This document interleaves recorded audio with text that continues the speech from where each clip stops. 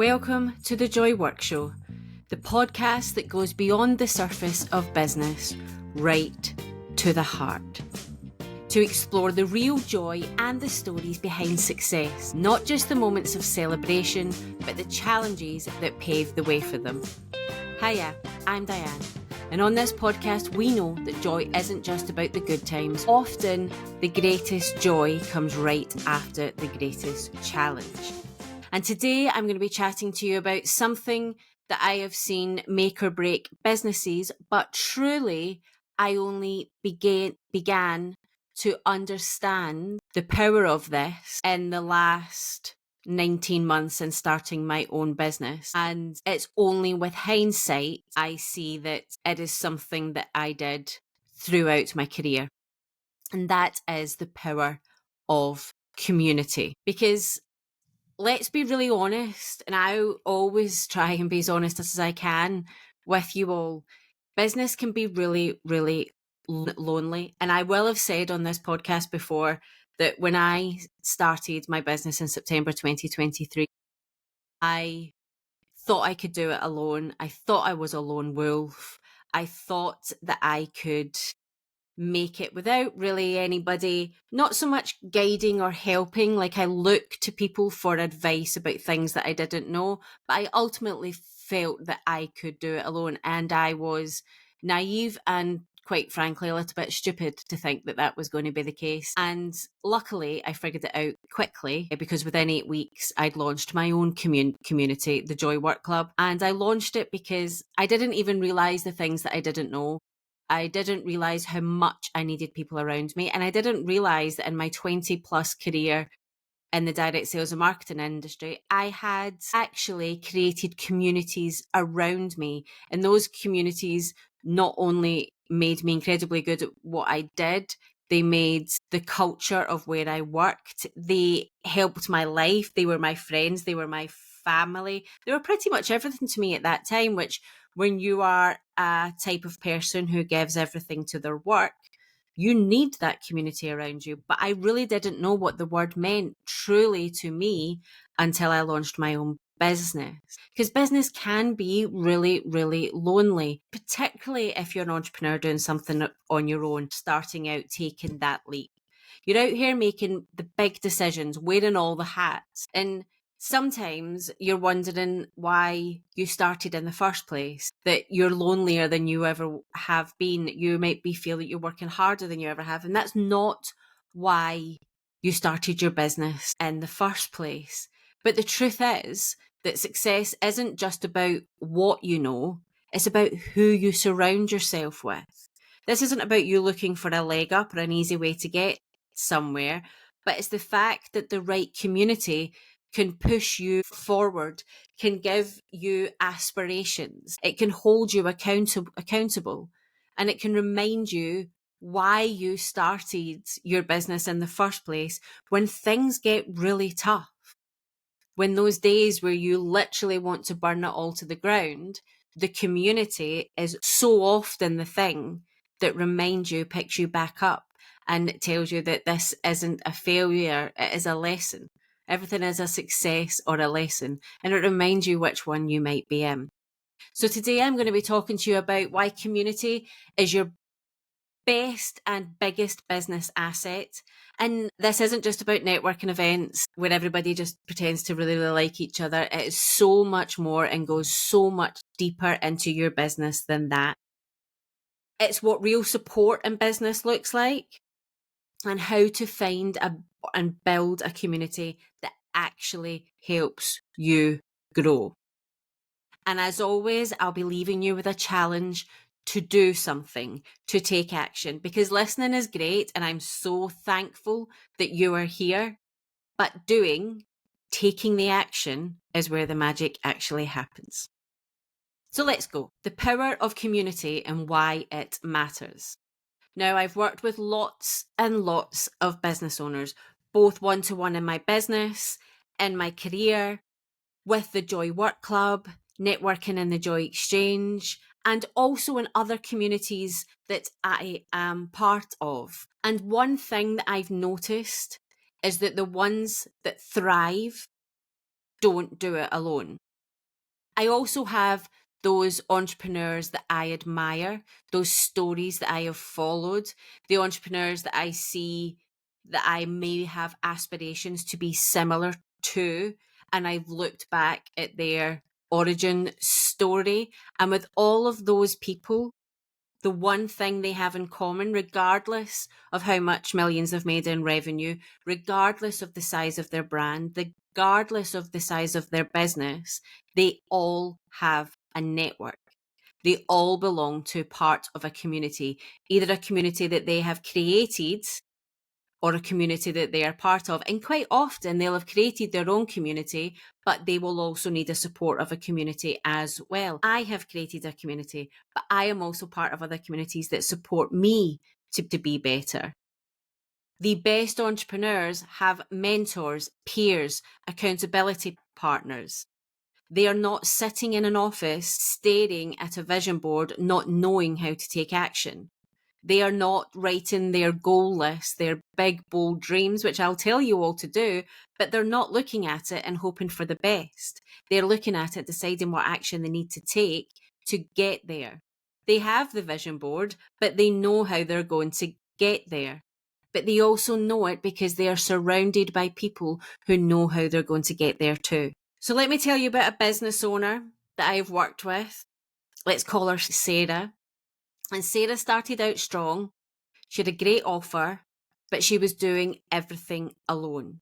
And she thought she could do everything alone. Sounds similar to a story at the start of this podcast.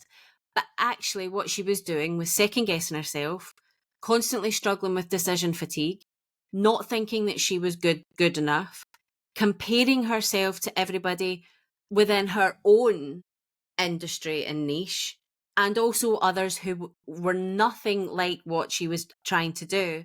And ultimately what happened was she stopped showing up in the way that her business needed. And then her business stalled. It just stopped growing. It wasn't failing, but it wasn't growing in the way that Sarah wanted it to. Now, if you contrast that with another business owner, let's call her Emma. Emma was also overwhelmed. She was also feeling all the things that Sarah felt. She was feeling overwhelmed. She was feeling that she was struggling with decision fatigue. She was feeling that she was full of doubt and wasn't good enough. She was comparing herself to other people within her niche and industry and without. But the difference was Emma had a community around her. So when she had those doubts, when the doubt came raging, she went to find support from those peers around her. She had people to bounce her ideas off of. She had peers to remind her to charge her worth and stop undervaluing what she was doing. And she had a coach or a mentor or a strategist or the thing that helped her move the needle on the things she wanted to do. So she had that person to coach her through. And it kept her focused on what actually mattered. Sarah felt like a failure and didn't know where to turn. Emma was having all the same feelings, but felt supported, felt understood, and then had the clarity to move forward. Which business do you think not only survived, but thrived? I am a strategist, coach, and mentor. I am all about tough love and accountability. That is how I work with my clients. I help them take the action that they need to take. I guide them and fill the gaps within their strategy that they need filled. But I also have somebody that does that for me. Because we are not always good at giving ourselves a kick up the bahookie when we need it. We need to make sure that we have those people to support us. The coach always needs to be coached. Everybody will have that support. Everybody who is thriving will have that support network around them. But what does real business support look like? So when we talk about community, what is it? Not every group of people is a community. Just because you put people in a room is a community. I mean, let's be honest, even we used to live in communities as humans. Even here in the UK, we used to have communities. People didn't move often. You were in a community with your aunts, your uncles, your cousins, your lady who lived 2 doors down who you called aunt, but actually wasn't a blood relative, but you were so close as families that that person was an aunt to you. These communities were created. But I live in a street in a row of houses after me, and I wouldn't say that I'm necessarily in a community with those people. So what is it now that makes a community, and what makes a community in business? Firstly, it's not just about followers or a big audience. It's not just about how many likes you get on a post and how many people follow you on whatever platform is your platform of choice. A large social media following doesn't mean that you have support. If you're constantly posting but getting no engagement, no support, that's not a community, that's a broadcast. Now, that doesn't mean that when you're starting out and when you're growing your audience, you're not going to go through those times where it feels like you're shouting into the void. My Joy Journal newsletter speaks specifically about that this week, about shouting into the void and not knowing when you were going to get that interaction back. But with the compound effect, with cadence, you will get that engagement back when you start to hit the right people, when you start to get to the people who are your people. That is what a community is. Community is like-minded people coming together. Community is a group of individuals that have a commonality, and that commonality could be anything. It could be geography, it could be knowledge, it could be the same school, it could be a hobby, it could be a job, that list could go on and on and on. But what is that commonality? And when you're working on social media, you're looking for your audience to have that commonality with you, whether it's what you are teaching or with you yourself. It's not about shallow networking. If you've ever been to a networking event and left with a handful of business cards but no real connections, you know exactly what I mean. I have been to enough bad networking events, drank bad coffee, drank warm wine, shaked sweaty palms, and it put the fear of networking into me that I've had to build my belief of networking back up as entrepreneur and where to find the good spaces. And I have created my own space in the online space, the Joy Exchange, but there's nothing better than going out and finding new communities, and that's really important. But there is good working experiences out there. You just have to look a little bit harder. And community now isn't just about exchanging LinkedIn connections either. It's about finding those people who actually care if you succeed. And one of the greatest tips I was given I would say about 6 months ago, was I believed that I had to go to all these different networks. I had to be showing up in all these different spaces. And somebody pointed out to me that actually I need to find a really good networking space, trust in the facilitator who's bringing that networking space together, because they've brought me into that space. So there's a reason why they're attracting me, and keep showing up in that same space. Because as that facilitator's network grows and they bring more people into their group, you will get more people into that network too, just by attending and being there, whether it's online or whether it's in person. It doesn't really matter. But what's important is you start to build relationships. Sales, marketing, business is all about relationships. So if you show up in those spaces again and again and again, people get to know you. You're not turning up in one once and one in another and having a 2-minute conversation, but then the relationship doesn't go any further because you're not turning up in the same space. So find a good networking space, find somebody that aligns with how you want to build business, and stick with it and keep showing up, and you will become known rather than just popping up in random spaces every now and again. It is much more strategic to build those relationships than scattergun and just be a little bit of a big network flirt. It's about people who challenge you. A good community isn't just about cheerleading. It absolutely has to be an element of it. You want the people that are going to share your wins. You want the people that as soon as you say you've had a success go, oh my God, I knew you were going to do it. You are fantastic. I knew this was coming, but that is just the best news. But you also want the people who are going to push you forward, who are going to hold you accountable and call you out when you're playing small. Call you out when you're keeping yourself small. Call you out when you start backing out, when your goals get a little bit difficult. You want the people to remind you, hey, you told me that you wanted this. You told me that this was a huge part of your why. Why are you now not doing it? I believe in you. Come on, get up. Let's go. You need those people in your corner, and you need to see others going through that. You need to also be the person who says those things to others, because they are walking the path with you. And quite often putting yourself in rooms where people are walking the path just in front of you also really helps, because you can see them getting there and you know you've got a belief that if they can do it, so can I. They're showing me the way. They're showing me that there is a path there that I can get on. And that's why when I set up my communities, I don't want it to be just a space where people are nice to each other. I want kindness. I absolutely want kindness, but kindness and nice isn't the same. I want people to have ways that they can take action. I want people to have ways that they can get aspirations. I want people to have ways that they can tap into a community that will ultimately be the cheerleader and the accountability partner that they need. So if you're sitting there thinking, okay, Diane, I get it, I hear you. Community is really important. I need to be held accountable. I need to be supported by peers. I need to network in the right places. But where do I find them? I've been in all of the wrong ones. So let's think about it. Start with the right spaces. Look for places where people are serious about their business, not just complaining about how hard it is. Find Facebook groups, find masterminds, find local business meetups, find online spaces, find a space where people are actually doing the work that you want to do.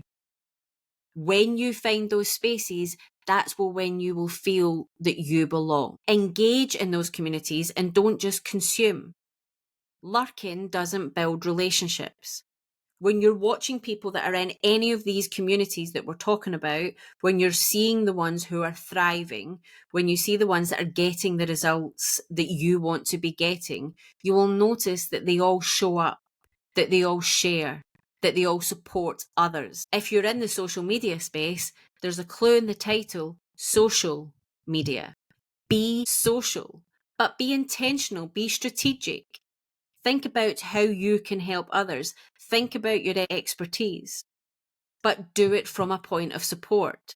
If you want community, you have to participate.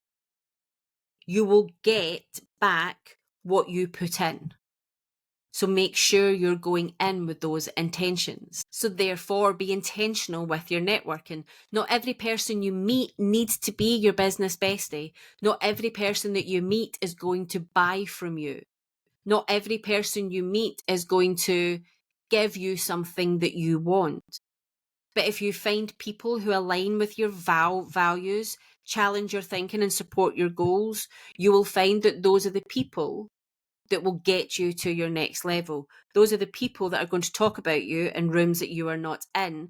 And ultimately, maybe not directly out of their pocket, but they're the people that are going to help you find that next sale, or that next investment, or that next level within your business. Consider starting your own. If you're not finding the space you need, create it. I started the Joy Work Club because I knew I was lonely and needed to find people in the online space. And I wasn't very good at showing up within the communities that I had noticed at that time. There's a few other communities now that I am part of that I'm a little bit better at showing up, but I am much better at being the facilitator. So I stepped into my superpower and I created that community. I've since gone on to create the members club for those people who want to pay to get a little bit deeper, to get more support, to get more accountability. And that is turning into such a fantastic community. And I created the Joy Exchange, which is the online networking part of the Joy Work Club, to create a networking space where I could show up as me. And again, I'm not naturally very good in a networking space, so it gives me the practice. It gives me a way of showing up, and it connects me with more business owners than I could ever have dreamt of. And if somebody told me when I started my business these would be the fundamentals to my business, I would have probably laughed at them. But it has been the game changers within my business and for me as a person and an entrepreneur as well, because I wanted spaces for real conversations about business to happen, to talk about selling, to talk about marketing, to talk about our successes, but also talk about the things that we don't know, and also talk about the challenges that we face every single day as entrepreneurs. So what is your challenge today?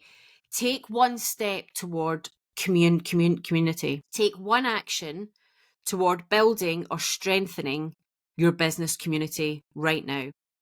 So that could be joining a group or membership.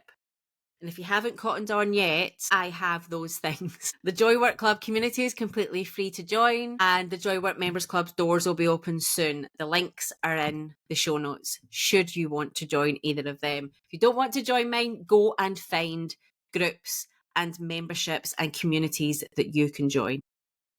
Reach out to a fellow business owner for a virtual coffee chat. If there's somebody that you've just been wanting to find out a little bit more about, or how they're doing in their business, or where they network, or just something that you want to do, set up that coffee chat. Set up something that you can ask them where to go and find that support. Show up and engage in a community you're already in. If you're listening to this podcast, you think, oh, I've been in quite a few, but I've always been scared to introduce myself. Go and introduce yourself today. If you need to ask permission, if it's a Facebook group, for example, you need to ask permission of the owner, go and do it. I would say 9 out of 10 owners would say, absolutely, go and introduce yourself. We all want people introducing themselves within our community. And show up to be that participator, to take part, to answer questions, to support, not just drop a sales link and go. And dropping a sales link and go isn't going to be a sales strategy anyway, because nobody knows you. And nobody's going to click a link of somebody they don't know. And just remember, when it comes to community, think about what that means to you. Think about how important that is for your business. And think about whether you're trying to go it alone too much. Because business is hard enough. You don't have to do it alone. Find the community that's going to give you what you need, that is going to shape you into the better entrepreneur. Okay. That's a wrap for today. If this episode got you thinking about your own business community, I would love to hear about it.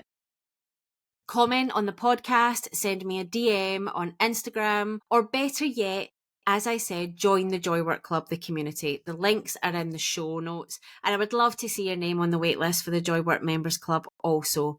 You can go and find everything about it, and we can talk all about that there. And if you love the Joy Work Show, if you've really enjoyed this episode, please make sure to subscribe, leave a review, and share this episode with someone who needs to hear it. Share it with somebody in your community. Start a community that listens to this podcast. Your support helps more business owners find this show, and that means more people building businesses with joy. I'll see you next time with one of our wonderful guests. Until then, go build your community and do the joy work. See you later.